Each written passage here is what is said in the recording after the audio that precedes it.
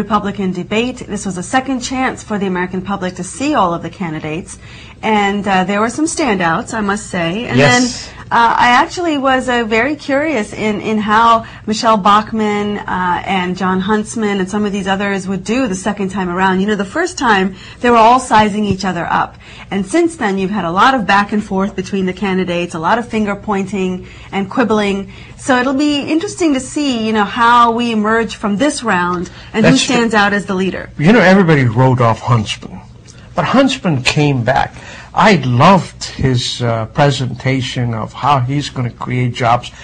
And truly, that should be the format. But I want to tell you, Michelle Bachmann, all of a sudden, is the third candidate behind Mitt Romney and Rick Perry. I mean, she was first.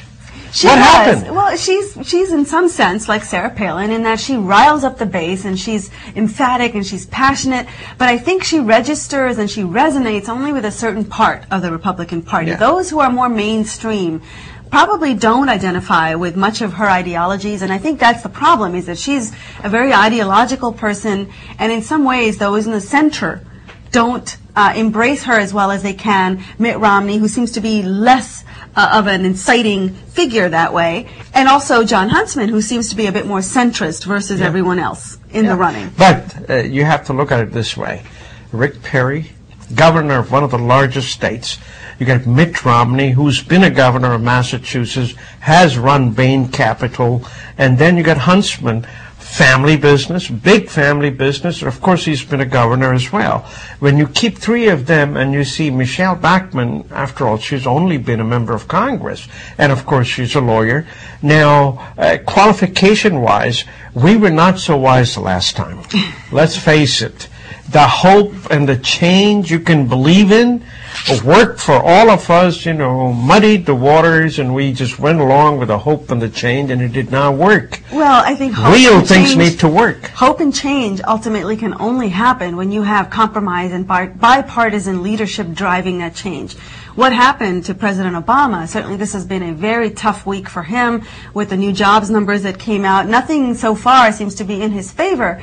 But unfortunately also for him, he hasn't been working with a Congress that's been helpful to him in any sense whatsoever. He may have grand ideas, but you can't just be a one-man army against all of the things that are wrong. And certainly he had more than his fair share of issues to deal with at once in his presidency. You know, whenever you are correcting a course, but if you want to fix the company, the COO is just totally focused on that project. The project here is unemployment. And I want to tell you, at this point, the greatest opportunity is presented to President Obama for him to shine. He can totally reform the taxes. Everybody's up for it. He can totally reform the entitlement programs. He can totally reform. I mean, once in a greatest while an opportunity like this comes in, I really want him to take it. I do agree with you there. I think he needs to be bolder in his actions. I think the American public is waiting for that boldness. And unfortunately, for a while, he had huge momentum behind him, and he's losing that momentum. And the unfortunate part is he's facing a re-election campaign, and he's given nothing but fodder to the Republican side of the bench to really attack him on the fact that there hasn't been that much progress. So I think, like you, I would like to see some bold action, not just speeches, but actual deliverables that he signs up for. Deliverables. That's what we want to see. Deliverables that the American public can point towards and say, yes, this is measured change. Yes, I can see that this has been a positive, even if it's a small incremental step in the right direction. I think that will register with the American people. What is not registering right now is all the quibbling back and forth. That is true. Now, Washington Post, before the speech, of course, carried, Steve Jobs. He actually resigned as a CEO of Apple, but of course he's still on the board. Stephen Pearlstein, he's the author of this particular article.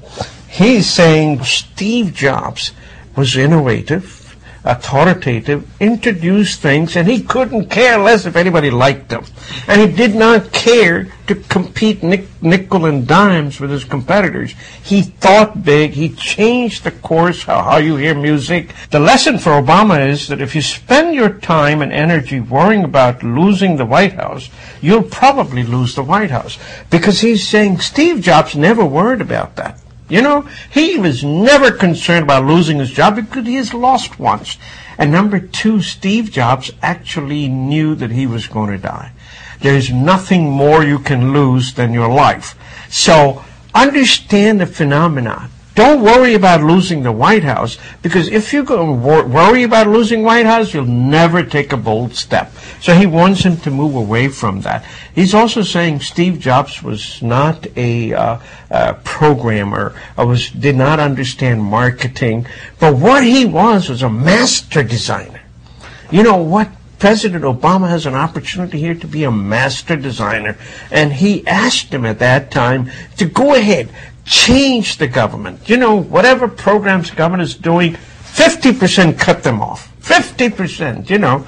And I know that Rick Perry has made the same comment earlier. I will make the government irrelevant in your life, you know. No, I think that's a little harsh, too. I mean, there was a great article in the Washington Post in the Outlook section about why Rick Perry seems to be resonating with some right now. You know, even though he seems to be, again, Michelle Bachmann-like in some ways, in that he's very ideological. He comes out with very strong sentiments.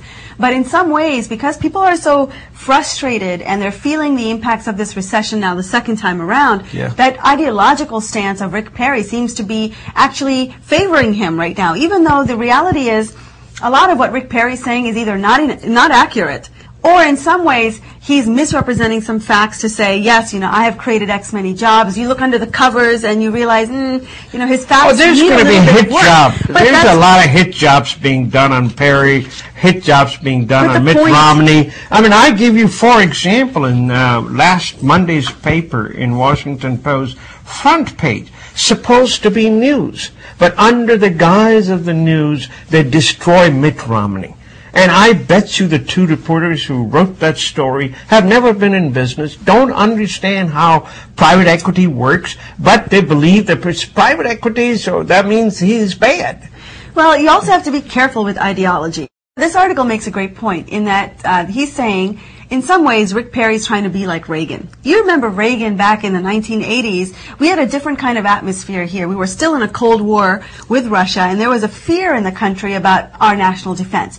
But Reagan was able to channel that fear about us being stronger as a nation, and he was able to use that ideological argument to win the White House again, to win re-election.